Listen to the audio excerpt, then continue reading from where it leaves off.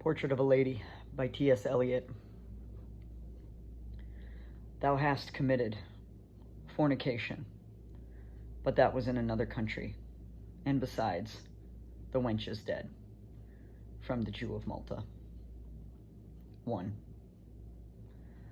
Among the smoke and fog of a December afternoon, you have the scene arrange itself, as it will seem to do, with, I have saved this afternoon for you, and 4 wax candles in the darkened room, 4 rings of light upon the ceiling overhead, an atmosphere of Juliet's tomb, prepared for all things to be said or left unsaid. We have been, let us say, to hear the latest Pole transmit the preludes through his hair and fingertips. So intimate, this Chopin, that I think his soul should be resurrected only among friends, some 2 or 3 who will not touch the bloom that is rubbed and questioned in the concert room. And so the conversation slips among velilities and carefully caught regrets, through attenuated tones of violins mingled with remote coronets, and begins. You do not know how much they mean to me, my friends, and how rare and strange it is to find, in a life composed so much of odds and ends.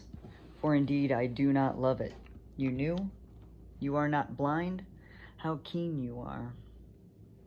To find a friend who has these qualities, who has and gives those qualities upon which friendship lives. How much it means that I say this to you. Without these friendships, life, what Cauchemar?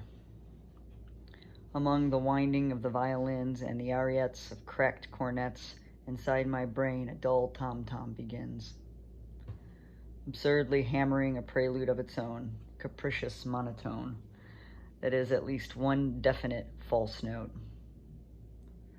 Let us take the air in a tobacco trance, admire the monuments, discuss the late events, correct our watches by the public clocks, then sit for half an hour and drink our bocks. 2. Now that lilacs are in bloom, she has a bowl of lilacs in her room and twists one in her fingers while she talks. Ah, my friend, you do not know what life is, you who hold it in your hands, slowly twisting lilac stalks. You let it flow from you, and youth is cruel and has no remorse, and smiles at situations which it cannot see. I smile, of course, and go on drinking tea. Yet with these April sunsets that somehow recall my buried life, and Paris in the spring, I feel immeasurably at peace, and find the world to be wonderful and youthful, after all. The voice returns like the insistent out of tune of a broken violin on an August afternoon. I am always sure that you understand my feelings, always sure that you feel, sure that across the gulf you reach your hand. You are invulnerable, you have no Achilles heel. You will go on, and when you have prevailed, you can say, at this point, many a one has failed. But what have I, my friend, to give you? What can you receive from me?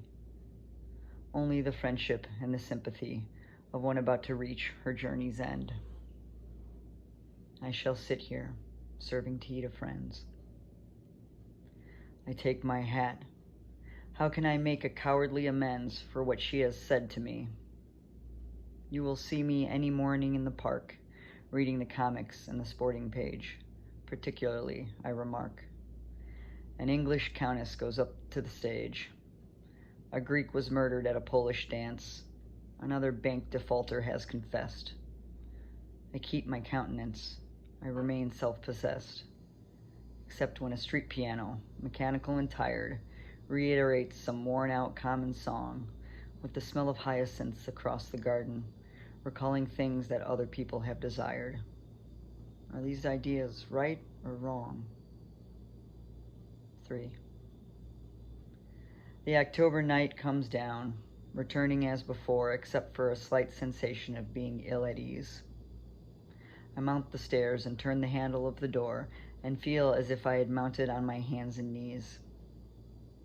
And so you are going abroad, and when do you return? But that's a useless question. You hardly know when you are coming back.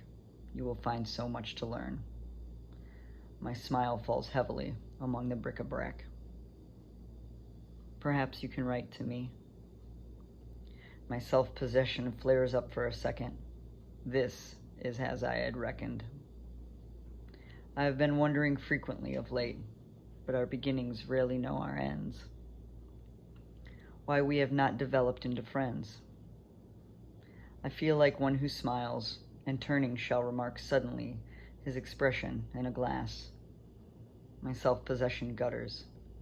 We are really in the dark. For everybody said so, all our friends. They were all so sure our feelings would relate so closely. I myself can hardly understand. We must leave it now to fate. You will write, at any rate. Perhaps it is not too late. I shall sit here, serving tea to friends. And I must borrow every changing shape to find expression. Dance, dance, like a dancing bear. Cry like a parrot, chatter like an ape. Let us take the air in a tobacco trance. Well, and what if she should die some afternoon? Afternoon gray and smoky, evening yellow and rose. Should die and leave me sitting pen in hand, with the smoke coming down about the housetops. Doubtful, for quite a while, not knowing what to feel, or if I understand, or whether wise or foolish, tardy or too soon. Would she not have the advantage after all? The music is successful with a dying fall, now that we talk of dying. And should I have the right to smile?